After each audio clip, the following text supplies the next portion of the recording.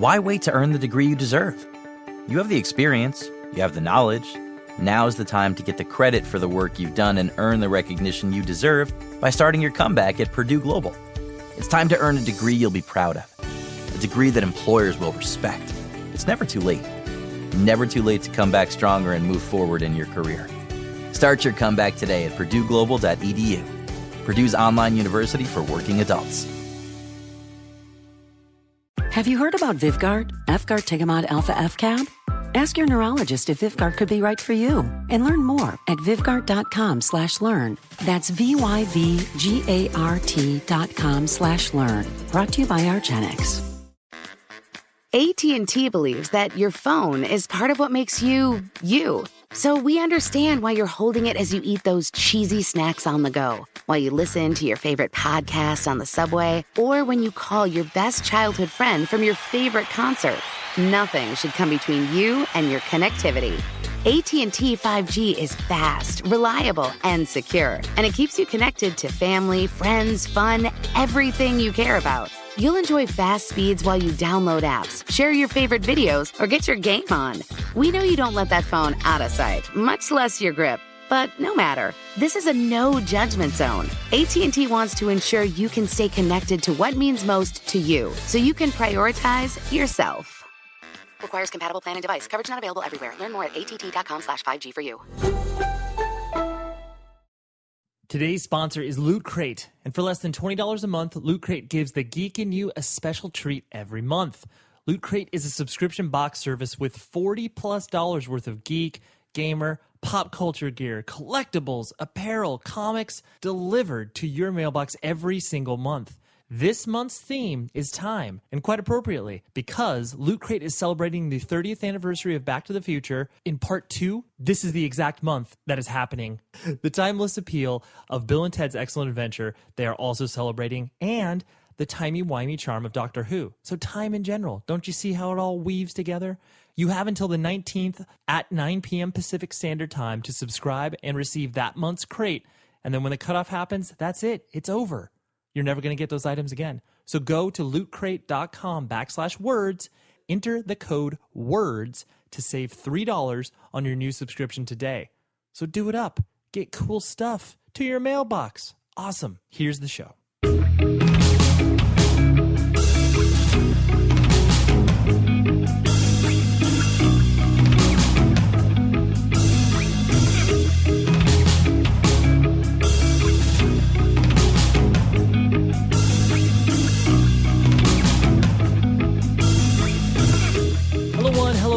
To another episode of 100 Words or Less, the podcast. I am your host, ever present, ever humbled by your presence with me in your ears while you are running, while you are, I was going to say go to the bathroom, but that's a little weird, right? I think I've listened to some podcasts while I've gone to the bathroom, but regardless, whatever you are doing, thank you for joining me on this weekly journey through independent music. I hope you continue to enjoy this month of narrow focus on the music genre known as hardcore. This month is called Faces of Modern Hardcore, and I am focusing each week on a person who is integral to the contribution of what is happening within the context of modern hardcore as it stands now.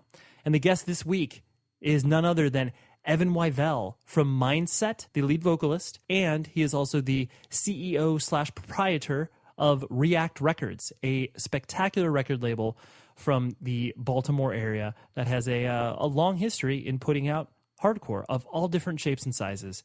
And more context on him and the label in a minute, but let's get some house cleaning out of the way. Let's get some observations out of the way. You know how this goes. If you listen on a weekly basis, you know how I structure this show. And if you don't like it, then you already fast forward through anyway. So things have been busy. There is some fun stuff that's coming around the corner. I promise you it's going to be in probably early to mid-November. I will be able to let you know what me and a couple friends have been working on for quite some time. And then also, for those people who are contributing to the other cool audio stuff I'm doing, I promise I will email you back. It's just been very hectic and trying to pull together other shows that are kind of splintering off the 100 Words or Less family, because I have very talented friends that also have very strong opinions on stuff in general. So I'll be working on a lot of stuff. So if this weekly digest of independent music is not enough for you, you'll be able to consume even more which is exciting. So yeah, that's enough of that. Let's talk about why Evan from Mindset in React Records is on the show this week. I've never met him in real life. We have only spoken this one time, and it was a great conversation. So Mindset, for those of you who are unaware, is a, for lack of a better term, a youth crew hardcore band from the East Coast. And the reason why I deem them important and important enough to be able to receive this very prestigious platform of being interviewed on my show. Mindset is a band that definitely has the the king label placed on them in regards to the old school hardcore crown. So in my mind, they're probably the band that is waving the flag the highest for straight edge hardcore in regards to the style of music that they play. And then on top of that, Evan also now runs React Records. Aram from Champion used to run the record label. And then a couple years ago, I want to say about 2 or so, he bequeathed it to Evan because Aram just simply didn't have the resources or time to dedicate to it, and he didn't want the label to languish and kind of go by the wayside. So Evan picked it up, and he has been running with it for the past couple years, and it's a spectacular record label. 40-some-odd releases from 7 inches to LPs to everything in between, and which realistically there isn't much in between except the 10-inch, but as far as the sonic, it's a great label. I buy almost every single one of their releases, and I love what the label does, not only aesthetically, but basically just dedicated to hardcore of all different shapes and sizes. So anyways, without further ado, this is my conversation with Evan, and I will talk to you after the interview is over.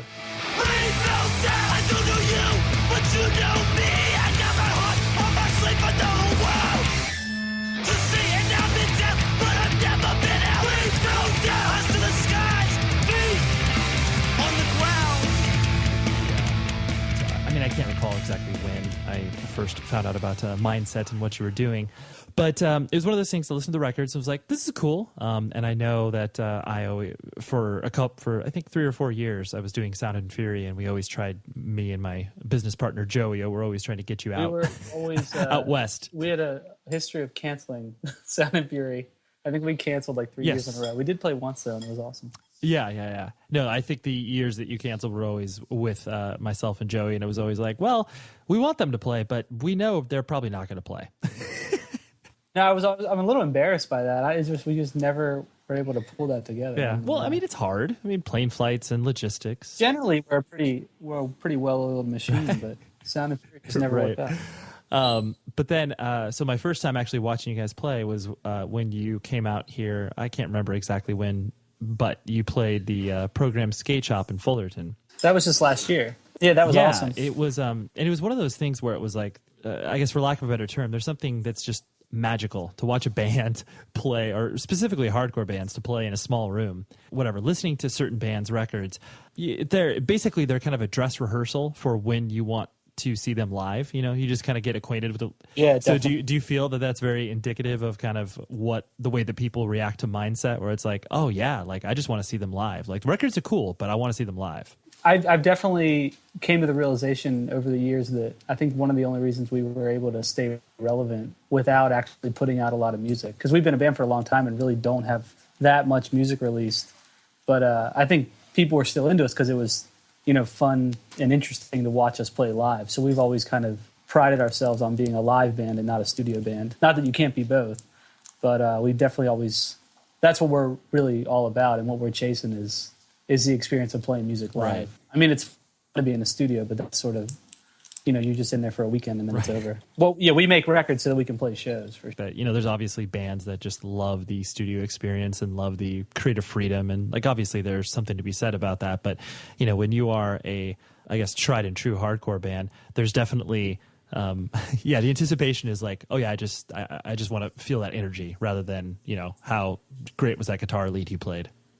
Oh, totally. Yeah, I mean, playing live for us is, it's everything. We definitely, over the years, we've had like member changes. We always said there was like 3 rules. 1, you had to be straight edge, obviously. 2, you had to be a great live musician. And 3, you had to treat your mother with respect. So there was always three rules to being in Mindset. But we definitely turned down great friends that couldn't, they were just boring live. Like you got to be live to be in Mindset. That's the rule. Rule number two. Rule number two. Yeah. You didn't have to exclude anybody because they were terrible to their mothers. We did, actually. We kicked the kid out of the band because he was real shitty to his mom. What kind of person talks to their mom like this? And we gave him the boot. Wow, that's very... Believe that. That's not a joke. No. I mean, I do think there's that weird relationship where obviously, kids that typically get into independent music and punk and hardcore, you have an adversarial relationship with your parents at certain points, but then, eventually you kind of grow out of it and hopefully obviously respect your parents. But that's cool that you actually put your foot down and were like, no, dude, don't do that. Yeah, he was kind of all around, could be a turd at times, but that we were just like, man, you don't treat your mom with respect, like you can take a walk. Right. That's that. I really like that principle. That's good. I hope that, I hope other people, the influence rubs off on people from that perspective. Yeah, I hope he learned a valuable lesson. Yeah, absolutely. He's like, oh, wow, maybe I need to rethink just the way that I speak to my mother. Everyone should rethink it, reconsider from time to time. Because, it's one thing when you're obviously a teenager and you have that sort of like I said, that push back and forth where you're like, I'm going to be my own person. But then, when you're 24 years old and still being that same person, it's like, well, maybe you can hang it up. Even if your mom's kind of like a nag or kind of crazy, like you still got to just like, it's your mom, like be good to your mom. Right. I know. If you take away anything from this interview, just be nice to your mom and give her a hug and tell you love her. Right. It sounds like such a basic principle, but that is something you need to learn. So backing up, you yourself, you are a self-described, farm kid that was raised in rural Maryland, correct? Correct, yes. And so, paint me that picture. Like, what, are we talking about, like, the sort of idyllic farm life where it's like, you had cows and chickens and horses and stuff, and how was that all transpiring? It was quite idyllic, I would say so, but it was, it was a working farm. My dad was a farmer, my brother is a farmer, and I'm not. But I grew up, my first job was collecting eggs for a nickel an egg. I was like 5 years old, and then I moved up to like feeding like calves, and then eventually I spent, when I was 13 till the time I went to college, I was milking cows. And I guys that are, like Mike from Mindset, he's one of my oldest friends. He would come over to the farm like waiting for me to finish up milking cows so that we could go see like some punk show somewhere. But no, it was a great life, and it's a life that I think I learned a lot about just like hard work and like the value of creating things for yourself and solving problems and just being around animals and being in nature. And it's something as I grow older, and I live in the city now, and I'm an architect. I'm pretty far removed from milking cows and like feeding chickens, but it's definitely something I've grown to really appreciate. People that don't have any experience with a small town or a communal vibe, it's totally eye-opening because you're just like, wait, everybody in town like knows each other? It's such a switch for most people that obviously get raised in a more urban environment. Oh, totally. When I went off to college, I had this real sort of apprehension about going back home. Well, going back wasn't a problem because the farm is like not even in the town. Like we're out on the outskirts of a one stoplight town, but I would have this like anxiety about like seeing people from high school. I think it was just this whole like I was trying to move beyond it and like create this new life in the city or whatever, and with meeting new people and doing new things in college. But it's because and for me, I have an enormous family. My dad had 13 brothers and sisters. My grandfather was the oldest of 20. Like this is like some real storybook, like weirdo farm shit. And so like literally this town is like I would, like my girlfriend and I would go, to the grocery store when we were visiting my mom, and I'd be like, yeah, that guy's my uncle. I don't know what his name is, but like he's definitely my uncle. Like he's a Wivell for sure. And they're everywhere, man. Like our family reunions there'd be like 300 or 400 people. Yeah, you should. Right. And I don't know. Right. Yeah. You could essentially play a show to your family, and it would be totally huge. Oh, it'd be wild. Right. It'd be possibly a literal barn burner. Right. Like you mentioned, you have to rely so much on your own imagination. Like stuff isn't necessarily, it's not a cultural hub. You're not being able to pick up on a lot of stuff that obviously other kids do just by sheer proximity of whatever that it is that they're into. Right. Like, I don't really know how to explain where Mindset came from. Like, we didn't have like mentors or like big brothers that like gave us, True Till Death or like Break Down the Walls. And we're like, hey, like, this is what's cool. Like, I honestly have no idea how we got into that. and how it sort of became, you know, what it is today. But Right. somehow it worked out. I don't know. Right. I mean, maybe it didn't work out. You know, maybe we missed out on some. We should have got into black metal or something. We'd be living large right now. So what was your family structure like? Like you said, your father ran the farm. I presume your mother was taking care of you, and like, brothers and sisters. Yeah, so I have an older brother, and he now runs the farm. I have an older sister and a younger sister, and two great parents. I had a great childhood. I definitely picture you as a young child running around in overalls with no t-shirt. Is that did you? I would say if I had overalls on, I was overclothed. I was kind of like a feral child, just like running around. I never wore shoes, just running around naked, like just totally uninhibited. Right.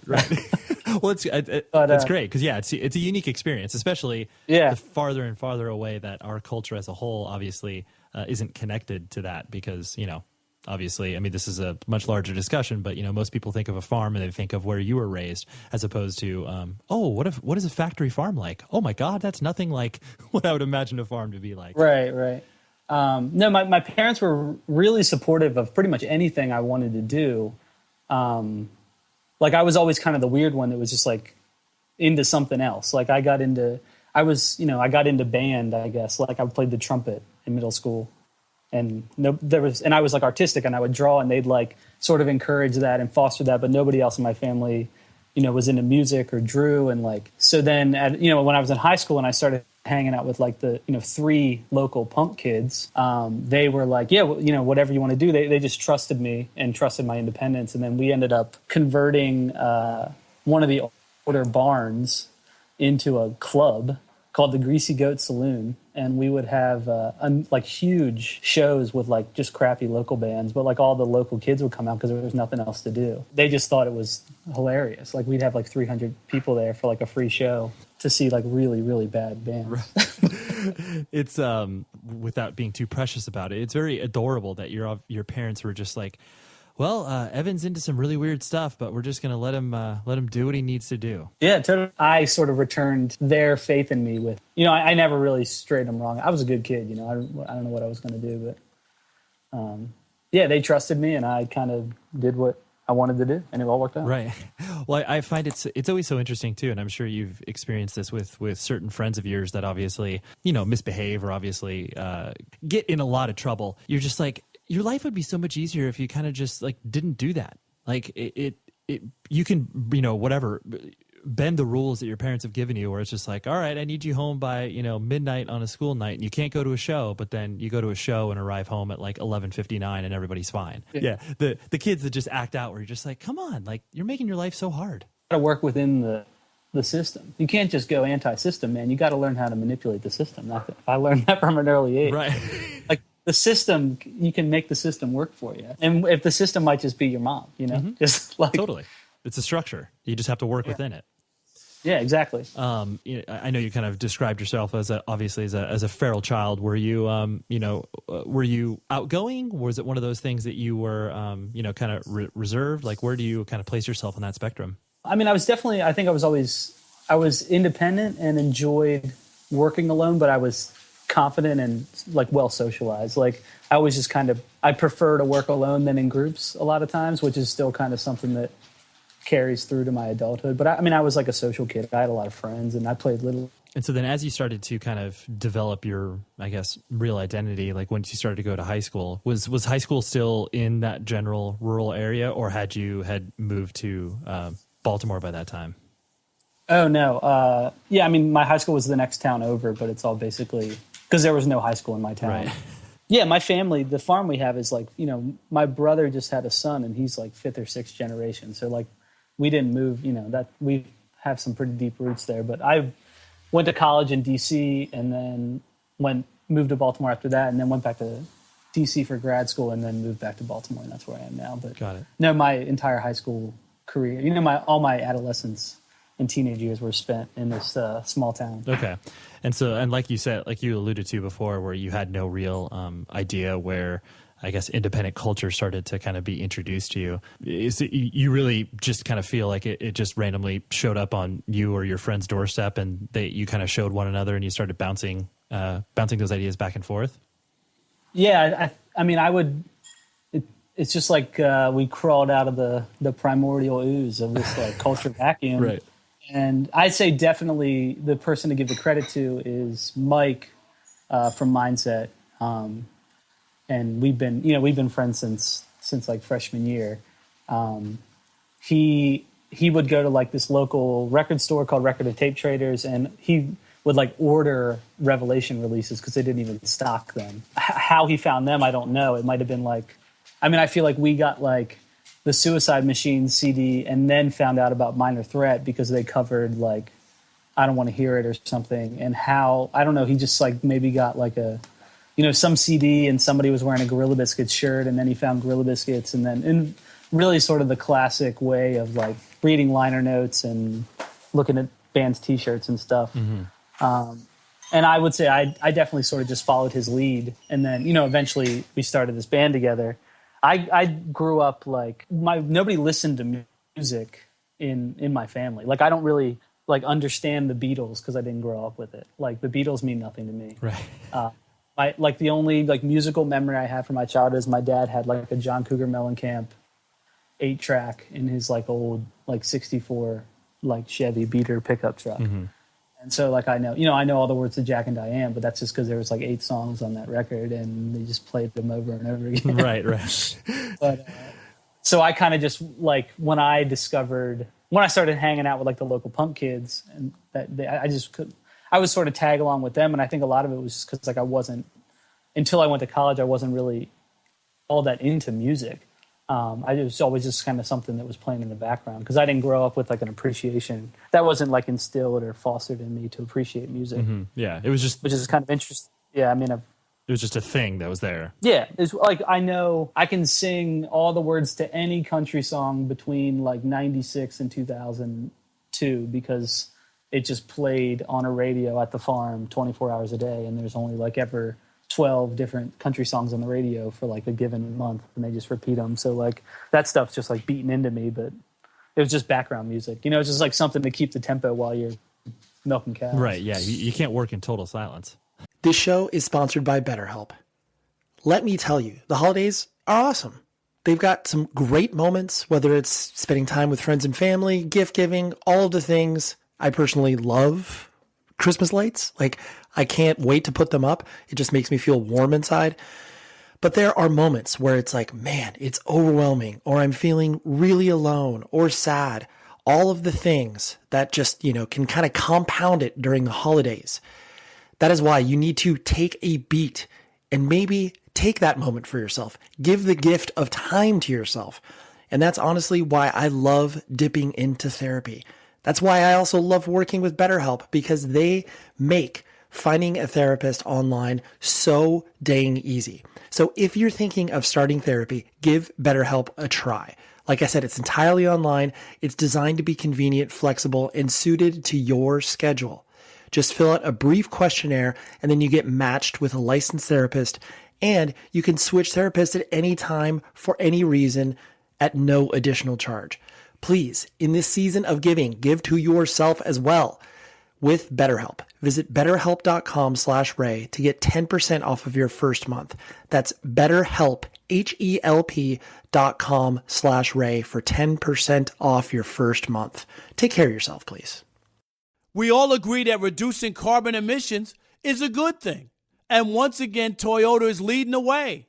We hear a lot about fully electric vehicles, and Toyota has them with more on the way. But we also know a BEV is not for everyone, whether it's because of cost, range, or concerned about finding a charging station when you need it. Plus, the raw materials used to manufacture batteries are limited.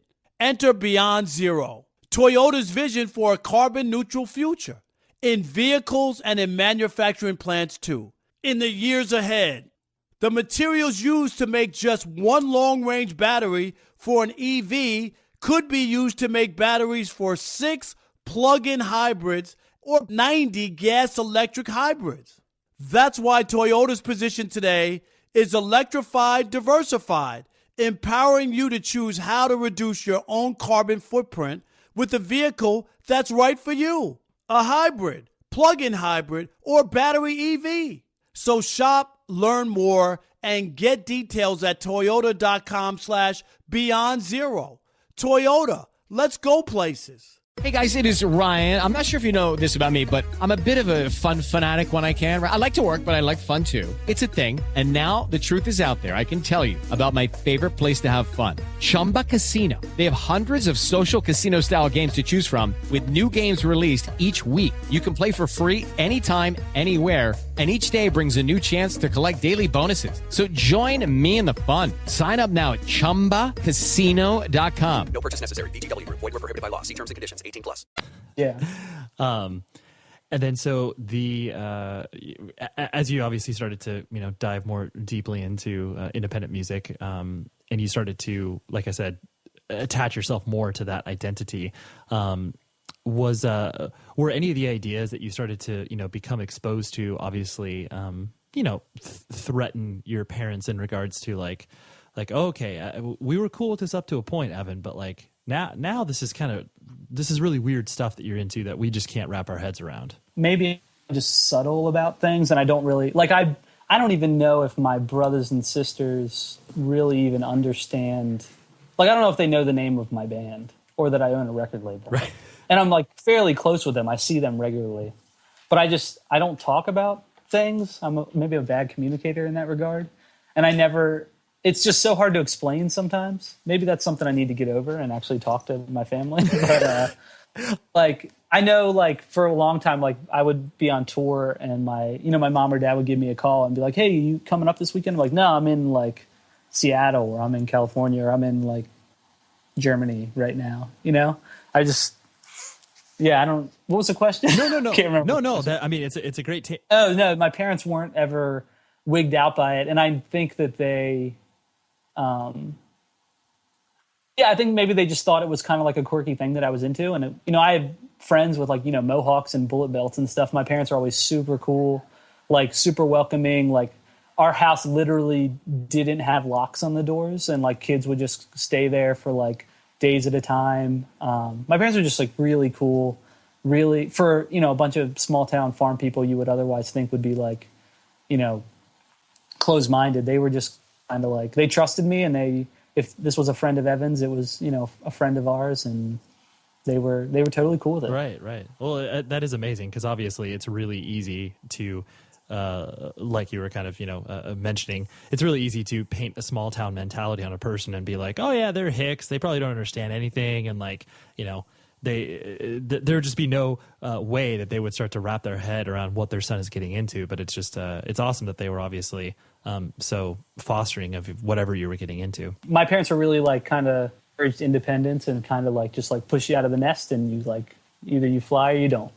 Like right. Not that there wasn't like love and support, but they're really like I wasn't allowed to have training wheels on my bike. It was like you either ride the bike or you don't ride the bike, and so I think that like has carried over. That's something I like tell people or think about a lot, where it's just like, if you're going to do something, like do it and be smart and don't fuck it up. Right. And if you do, then you fall, and then hopefully you learned a lesson because of that. Right. Exactly. I know you've mentioned in previous interviews before where your family had a strong Catholicism strain to it, and then you I don't know where you self-identify as of right now. Like, would you define yourself more as more spiritual than religious? Like, where did that kind of shift in your mentality start to become more your identity? Well, I was definitely. I was raised Catholic, very Catholic, like 20 kids in the family Catholic. Right, like no birth control Catholic, right?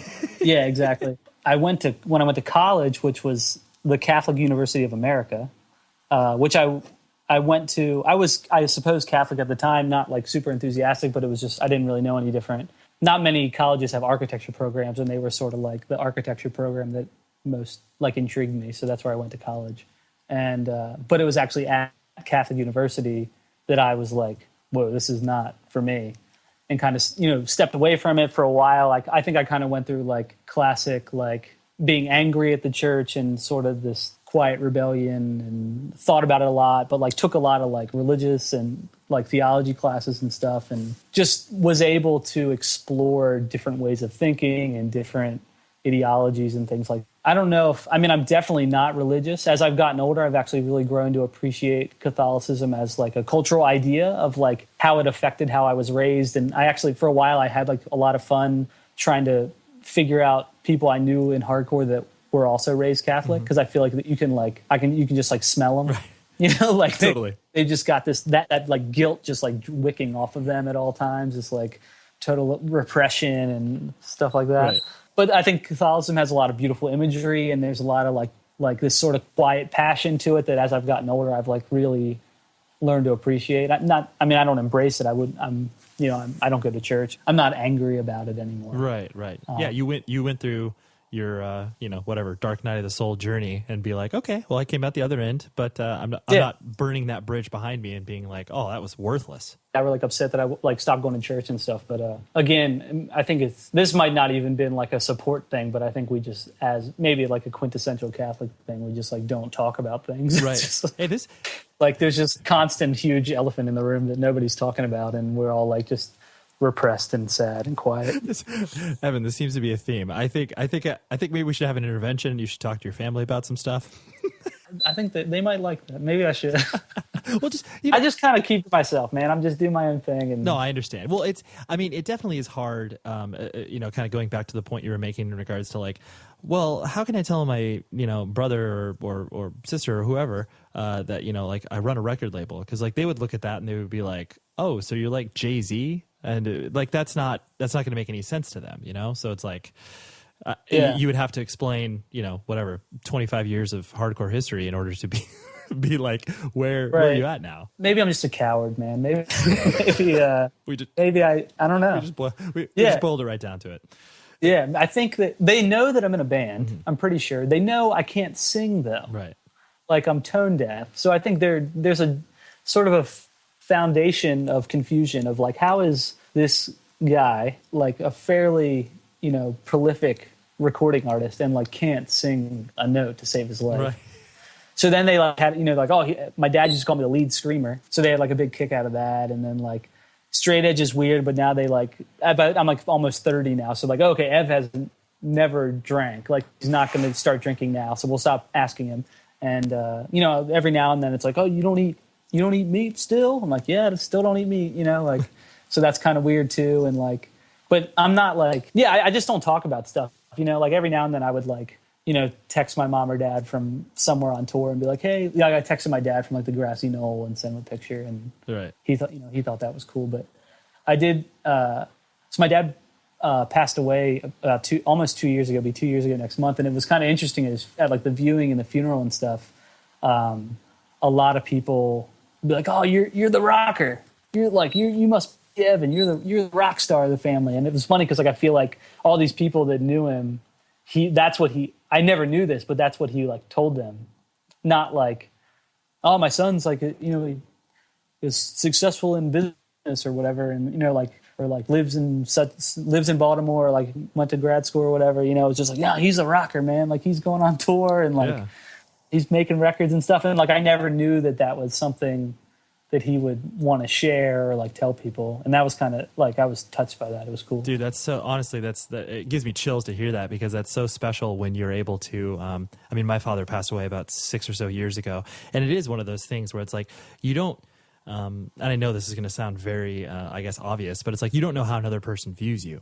And then even your parents, who are the people you're closest to. And then it's like to hear that reflection push back on you, where it's just like, oh, wow, like, he might not have said it every day where he was like proud of me or something like that. But just the fact that he was like, oh, yeah, dude, Evan's killing it out there. Like, it's just, it's really, really awesome to be able to, like you said, at least hear that. So where your impression of yourself to him kind of stood. Yeah. And I think my mom has Facebook, and I think she might follow them. Nice. She probably knows it. She probably knows what I'm doing right now. She's dabbling. She's dabbling into that now. Where did the so obviously, like you've mentioned, you really focused on school and obviously the pursuit of knowledge from that perspective. you and architecture is obviously, like you said, what you do currently. Where did that kind of interest come from? Because clearly, you weren't looking at very large, ornate buildings from your upbringing. Right. So, like, where did that kind of seep into your being? Yeah, it's funny you mentioned that too, because I think like cities still like blow my mind sometimes. I love it so much, but like I grew up on a farm where our neighbor was like a mile away, and it was my grandma. Like there was,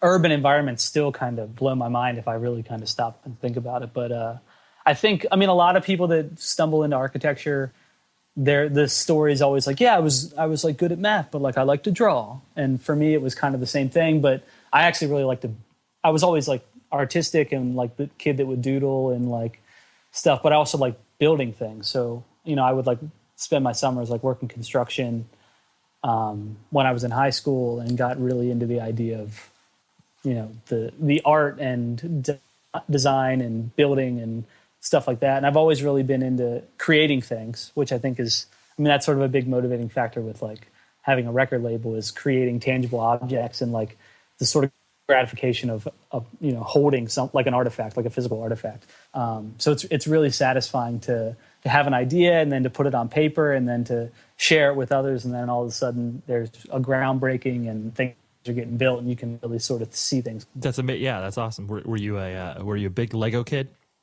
Yeah, definitely. I was definitely big into Legos, and which was cool too. Like growing up on a farm, like for a while before I wanted to be an architect, which I figured I wanted to be an architect at like 15 or something. But before that, I wanted to be a zookeeper, which makes a little more sense. But like, so I had like a flock of emu and a llama, and like my parents were like, yeah, what's an emu? Like, oh, I'll get you an emu. And then, so I would like build like sheds for them, like just like my dad would help me, so I was actually like building things, right. I like help the family build barns and things like that. So it was kind of like graduated from Legos pretty quickly, just out of like necessity. Really. Right. Out of the fact that I actually want this real life thing here. Right. So, most kids growing up, if they want to be a zookeeper, aren't given an acre of land and, the infrastructure to feed like a small flock of emu. Right. yeah, that is very not common. Yeah. So I had a cool childhood. It was weird. Yeah. It was cool. Well, no, it definitely paints a broader picture of your experience, and definitely isn't just the tried and true. I was raised in a city and this is what I did and blah, blah, blah. When did Mindset start to exist? Was that more so in college? Before Mindset, there was a band called Anti-Wastoids, which was it's a perfect band name. Perfect band name. Like looking back now, like that band was perfect for what it was, which was like just the manifestation of how naive and ignorant we were. That we like wanted to have a straight edge band, and we really liked Chain of Strength, but we had no idea that like The First Step and Desperate Measures and like all these awesome bands were like playing, also loved Gorilla Biscuits and YOT and Chain of Strength. Like we were going to see like Lower Class Brats and like the Boyles, sure, right. Because we the were into Casualties, punk, Right. So we like missed all these awesome like shows that we didn't know about. But so I actually wasn't an original member of that band. I don't even know if that's even relevant. But eventually I started singing for that band because I couldn't play music for shit and still really can't. But so Mike, who's sort of the original guy, was like, "Hey, you want to sing for this band?" He was singing and wanted to play guitar or whatever. And then over the years that evolved. One day we're like, Anti-Wastoids is like a whack name. Like nobody's going to take us seriously. Like what were we thinking? Like we got to change the name and change the name to Mindset. And I guess that was probably like 2007. Okay. Shortly after that, we started. I like begged Andy Norton of Praise to let us open this TFS show in Baltimore. Like our lives depended on it. And then we played that show and they thought we were cool. We started hanging out with them. And then like a year later, we were putting out a record on React. And then now I'm doing this podcast with you. All right. Yeah, fast forwarding things. But yes, so it started out like it's just kind of like some kids in a basement, weird kids. And we were all like straight or whatever, and wanted to start this band, and then it just kind of, once we found the good shit, it kind of just spawned from there. Yeah. Well, I think that there's a charming idea in there in regards to, when you start your first band, and you're obviously just pulling from the people who are close to you by proximity. It's not like you're necessarily have the pick of the litter to be like, oh, all right, well, you are exactly into this strain of hardcore, so I'm going to go ahead and play with you. It's just like, all right, you're the punk dude that's super into Dead Kennedys, and like I guess you'll play guitar. And so then you do get this weird amalgamation of just like people and influences that just don't make any sense together. The original bass player of Anti-Wastoids did not have a car and lived outside of Baltimore, like an hour and a half from where we lived, who I'm still really good friends with him. I saw him the other day. Or Mike would, rather. I don't know if I really participated in this. Would drive 3 hours round trip to pick this kid up to practice in his basement. Oh, brutal. Because there was like how many kids from our town could be in this band? Like two. Right. 2 kids, me and the other guy. And so we found this guy like on MySpace or something. Right. And you had to import him. He was in the band for a while. Yeah, no, that's awesome.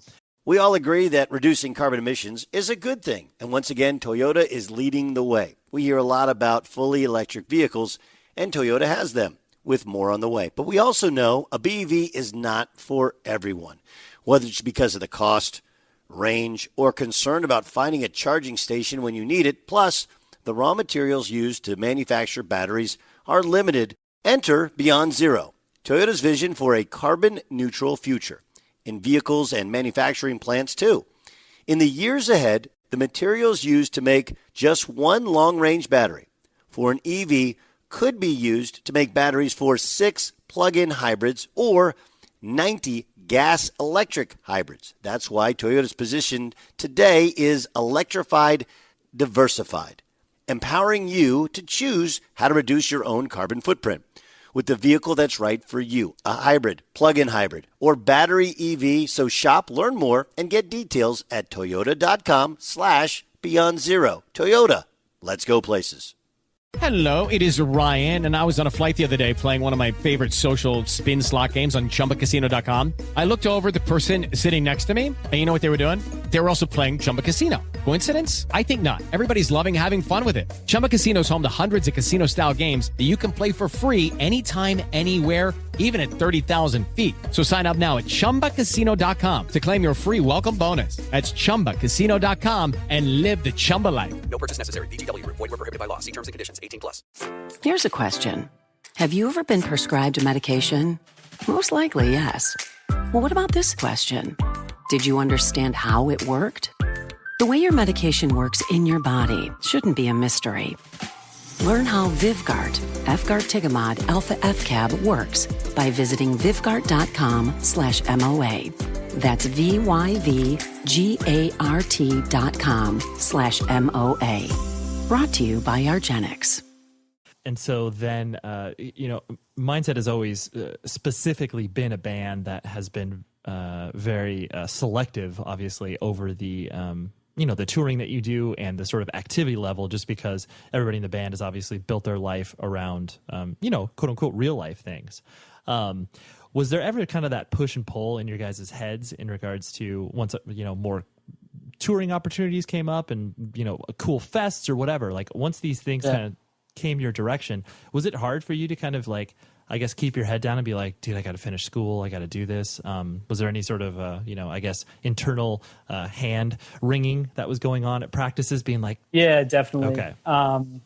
It just never sort of lined up. It just never synced up. Like either I was in school and then when I got, I took a break between undergrad and grad school. And like I went at that point, I graduated undergrad in 2008, and then the, economy crashed and specifically the construction industry, and I got laid off and I was like, shit, yeah, I got all this free time. Let's go on tour. But right at that point, another guy had just started school. And then by the time he was out of school, I had started grad school. And then, one guy's a teacher. So he had summers off and wanted to tour in the summer, but he couldn't do anything during the school year. And it just never really worked out. And we definitely turned down a lot of cool opportunities that at this point I don't regret at all, because I'm really sort of proud of the way we handled things. And I guess we learned over time that it was sort of, I think that there was a give and take. It became established that Mindset's not going to tour 6 months a year. We're not going to do a full US tour. So if you want to see Mindset, you might have to meet us halfway. Mm-hmm. If you live in Arkansas and we're playing Tennessee, you're going to have to drive to Tennessee to see us play. and we met a lot of awesome people for like, I mean, we've played a decent amount of shows. It's not like we never played shows, and we have done like a US tour, but I think we were just selective and very efficient, and we're lucky to be given opportunities where we could play fewer shows to more people, like play fests and just play with, you know, other like bigger, cooler bands that people were into, and like really do a lot with the little, you know, time that we had. Right. Reflecting, maybe you can remember a specific opportunity. Like what was the one that all you guys were just like, crap, we got to say no to this because of these specific reasons? What was, like you said, not from a regret standpoint, but just be like, oh man, that was a bummer that we couldn't have done that. I guess in one I remember off the top of my head, I got a call from Scott Vogel to tour Europe with Terror in a bus. And for us at the time would have been like we had hardly done anything. And he like, right. So we were going to like do this bus tour with Terror over Europe. And I had like just started grad school and was like, I can't drop out of school to do this tour. And I mean, who knows what could have happened if we had done that. But like that's sort of I think that's a good example of like a crossroads that we hit where we're like, either we do, like if I drop out of school and we do this tour, like we might be a full-time touring band. Right. Or I could, you know, stay in school. Yeah. That fork in the road moment where it's like, oh. Yeah. I mean, and now at this point, our schedules are it's really difficult to sync things up that we turn down stuff all the time, but it's also like, it's become so common that it's not. Right. No, it's like losing sleep over. Right. Cause like you said, you're kind of, there's the expectation is met currently. And you guys know where everybody's on the same level. And that's always, you know, sometimes it's hard to find that initially, but then once you find it, it's like, all right, cool. This is where we're at now. Yeah, no, I mean, I don't know if it's not something I could like recommend to another band. I think we just kind of were able to pull it off, like, because people are into us, and people that are, you know, we're not the biggest band, but the people that understand and like mindset, like I think are really, really sort of committed to what we're doing and really understand what we're doing and appreciate it. So like when we do a California weekend, like I know like one time we did California weekend and these kids drove from Texas and came to all 3 shows because they were like, yeah, we know you're not going to play Texas. Right. We know we can't convince you to go here. It's interesting. It kind of leads to another question I was going to ask you. And this can definitely be in reflection of your band, but then also I guess the larger state of hardcore music in general, where it's like, it always, I'm a little bit older than you, but we definitely are part of the same generation. I'm 34. And it's like, I look at certain bands that maybe either never got their due just because they existed for, I guess, longer than what your typical lifespan of a hardcore band is supposed to be. Because like, honestly, you can point to so many bands that kind of fall under this genre of music, and it's like they release 2 full lengths, and then if they do that and they release a third, like people are just like, oh my God, I can't even believe they released 3 full lengths. Like they should have been broken up by this point. Where it's like a band like Count Me Out, you know, a lot of people look at what they did as being like, wow, they existed for a long time and they put out a lot of music.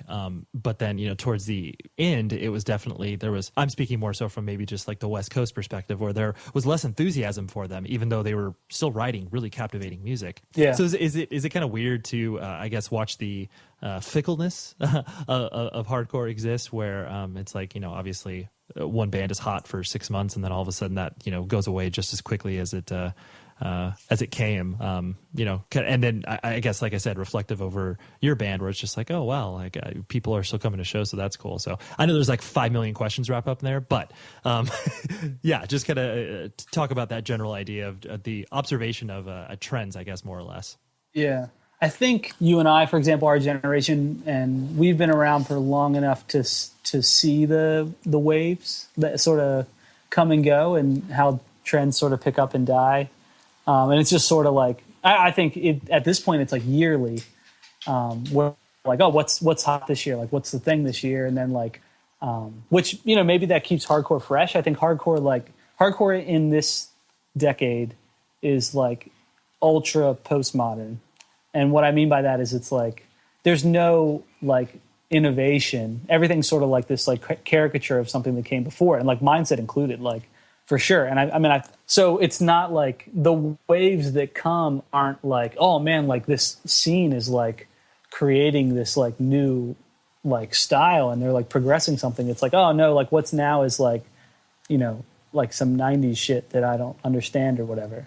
But it's just sort of expected. I think it comes and goes, and like their bands pop up and they're the big bands, and then like younger kids want to emulate that and they start bands, and then like that's just sort of the nature of things. I think bands stick around for a lot longer than they traditionally did in hardcore. Like Minor Threat was around for like 3, maybe 4 years, and like the impact that they had in that short amount of time is like insane. Right. A lot of bands like that. So like for us, like we've been around for like way too long. Like it's almost like embarrassing that we've like the little we've been able to do in like 7 or 8 years. Right. Bands just stick around for so long that it's like, I don't know if, I mean, I would assume some bands hit like a peak of popularity and then go down, but I don't know if we see that as much anymore. I feel like a lot of bands are able to coast for a while, and if not, it's like, then they kind of hang it up. Yeah, yeah. No, it's just interesting. I just find it so reflective over hardcore in general, where it's just like, it seems to be this like, either a timestamp or, like I said, the release of your second LP is the moment that the decline starts to hit, and it's so strange. Even though, like I said, it has no really attached value to the music that's being created. You know. Yeah, I mean, I think you can definitely oversaturate, whatever tiny, niche market you exist in, and like hardcore it's hard enough to write one good hardcore LP, let alone 2 or 3. Yeah, I can't even.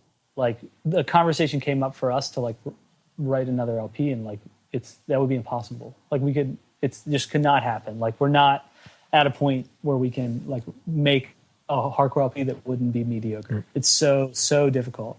So it's no wonder that like third LPs are often like kind of like clowned on, because they're hard to create. You're either doing what you've already done twice, or you're trying to move into something that's beyond hardcore, and then hardcore kids are gonna like revolt against it. Right. They're like, it's the worst thing ever. Yeah. Why are you introducing metal to this thing, dude? Lay off.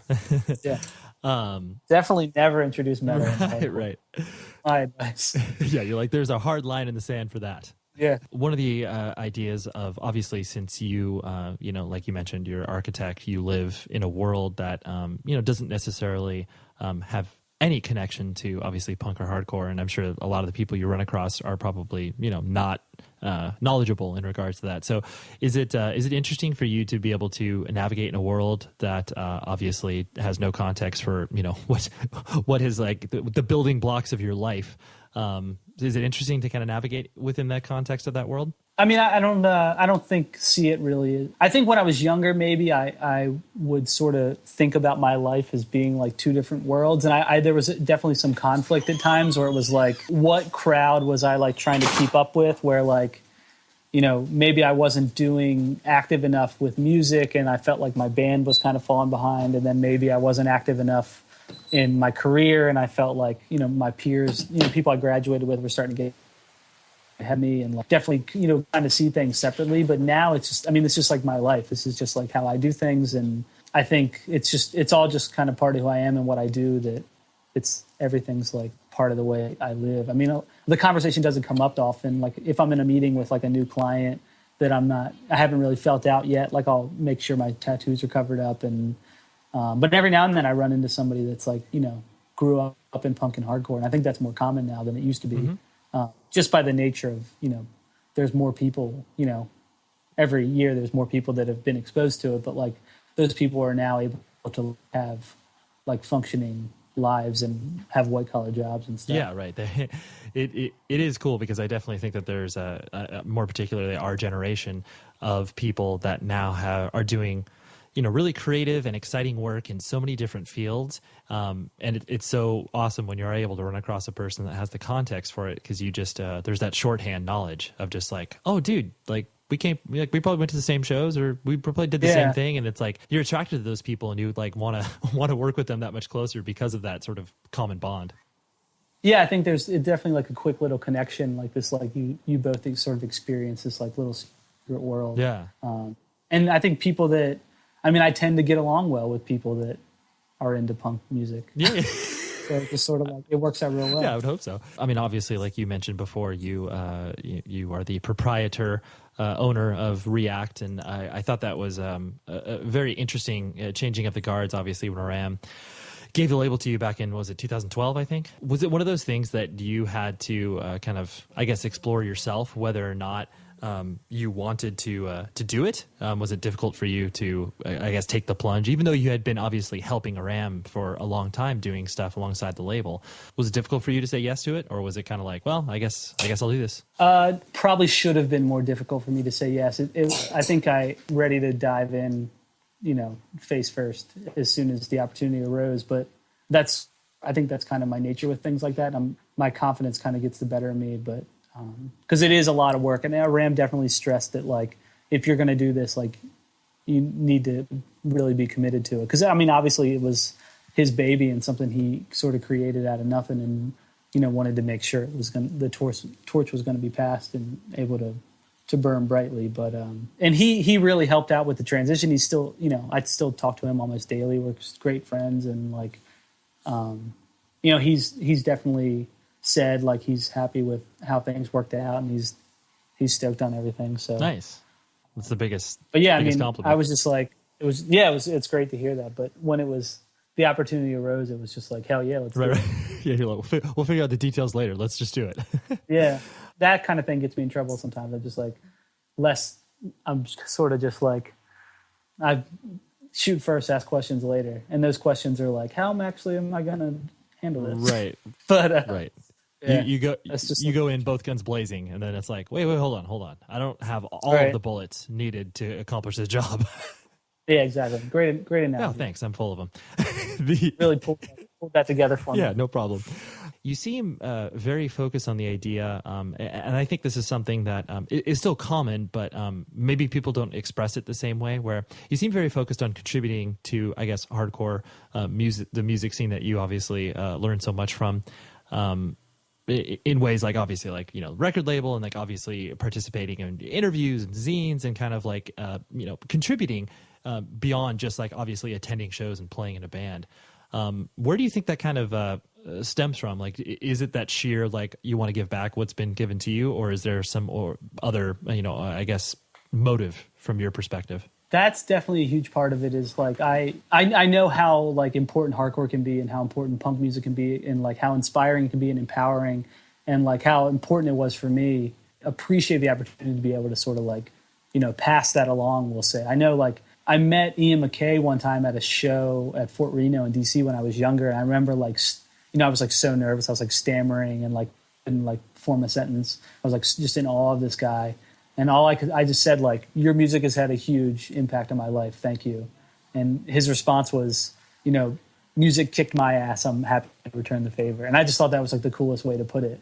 And like that, so for me, like I definitely, especially as I've gotten older, like I like to be able to, or I hope that I can sort of take what I've learned and like give that to somebody who might be struggling with like, confidence, or like trying to figure out where they fit in, and really sort of empowering them to be able to like have the confidence to make decisions on their own and create things for themselves. Yeah, because obviously that's the only way a music scene will continue to thrive, is obviously if people, decide to contribute as opposed to being, elitist and like, this is my thing, you're never going to know about it. Right, exactly. I mean, I'm definitely happy to talk or share or whatever. And I mean, I mentioned this before too, but especially with the record label, is like, I'm really sort of motivated by creating things.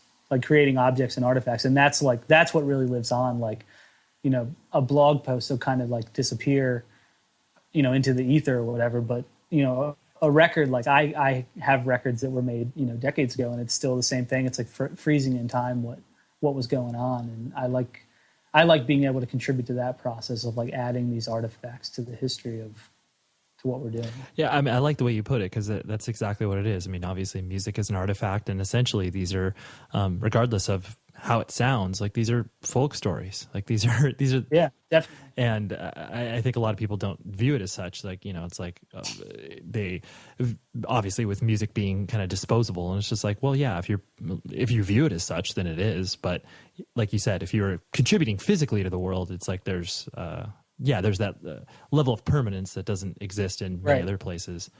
Yeah, definitely. I'm just curious for my own brain with the architecture stuff. So what's your, I guess, discipline, for lack of a better term, within that? Like, are you focused on, public works, or where do you kind of land in there? Definitely sort of general architecture is what I do. I really enjoy residential architecture because it's more of like a one-on-one conversation with people and trying to, improve and enhance their lifestyle through design. But I'm kind of I guess at this point in my career, I'm a bit of a utility man. I'm doing anything from, like, right now I'm working on a carport and a huge grocery store. Okay. You work for like a firm that obviously like gets these bids, and then you're able to, be able to put that into practice. I do like freelance contract work with different firms. Oh, got it. It's kind of hard to explain, but I'm sort of like, some projects are just me on my own, and some projects, I have a guy that, I would call my boss that it's like I'm almost like on a retainer relationship with, where I bill him hourly for my services, but we're sort of a company together. And then, other architects will hit me up and be like, hey, I need some help this week. Can you help me like wrap this project up? So. Got it. Yeah. I think it ties so nicely into what we were just talking about in regards to like artifacts, and obviously being able to historically capture something and be able to reflect that out to the world, where it's like you're going to get what you put into it, like the more you look into the way that like the plaque on the wall and whatever else you're deciding to consume by that, you're going to become more engrossed with that. And same thing could be said about a record that's coming out on React. The more you're reading the liner notes, the more it's going to be meaningful to you. Yeah, definitely. Well, dude, I really, really appreciate you hanging out, and hopefully this was a slight departure from the usual interviews that you do. No, it was great. I appreciate the opportunity, for sure. Hey, that's the end of the conversation, right? Remember, I'm telling you, I'm trying to do a different outro, so I'm not just like, hey, there was that conversation. So, hey, maybe I'm trying to be a little more abrasive to you, but that was great. I love that conversation. Evan was very revealing, and just a unique story. When do you become a hardcore kid when you live on a farm? Evan shows you that lineage. So thank you, as always, to our ever-present producer, Tom Richfield. And maybe one of these days, like, we can make him move to the United States. Do you think that would be possible? I think he should live here, right? Because he lives in the UK right now. Yeah, I think he should move to the States. I'm just going ahead and put that out. And visit the show's website, 100wordspodcast.com, obviously, for those of you that live on the internet, which is basically everybody. And email the show, 100wordspodcast@gmail.com. I would appreciate the email to let me know what you think, whether it's future guests, whatever you want to correspond with. And I promise, for those of you I have neglected recently, I promise I will write back at some point in the near future, because I have let those emails languish in the bottom of my inbox, and I apologize. That's it. Until next week, please be safe, everybody.